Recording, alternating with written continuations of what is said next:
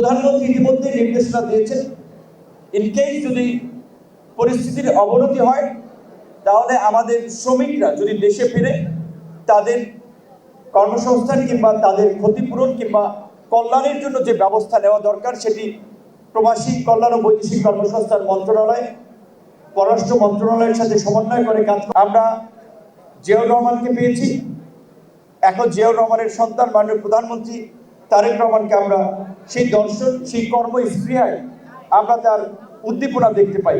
সরকারি দল, বিরোধী দল, নাগরিক সমাজ যদি আমরা সরকারকে সহযোগিতা করি, তারেক রহমানের নেতৃত্বে বেশি দূর প্রয়োজন হবে না, বেশি দিন প্রয়োজন হবে না, আগামী 5 বছরের মধ্যে বাংলাদেশকে আমরা একটা ট্র্যাকে তুলতে পারবো।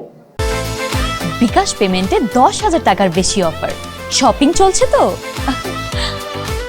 সেই লক্ষ্যে আমি মনে করি এখন যেহেতু আমরা বিএনপি বলি, জামাত বলি, এনসিপি বলি, সবাই আমরা ফ্যাসিবাদের বিরুদ্ধে একসাথে আন্দোলন করেছিলাম।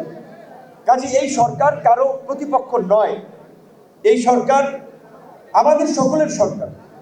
এই সরকারকে বাংলাদেশের ভবিষ্যতের জন্য, বাংলাদেশের পুনর্গঠনের জন্য, বাংলাদেশের ভবিষ্যৎ জেনারেশনের জন্য আমাদেরকে সফল করতে হবে। তবে আমাদের প্রধানমন্ত্রী ইতিমধ্যে নির্দেশনা দিয়েছেন, ইনকেস যদি পরিস্থিতির অবনতি হয় তাহলে আমাদের শ্রমিকরা যদি দেশে ফিরে তাদের কর্মসংস্থান কিংবা তাদের ক্ষতিপূরণ কিংবা কল্যাণের জন্য যে ব্যবস্থা নেওয়া দরকার সেটি প্রবাসী কল্যাণ ও বৈদেশিক কর্মসংস্থান মন্ত্রণালয়, পররাষ্ট্র মন্ত্রণালয়ের সাথে সমন্বয় করে কাজ।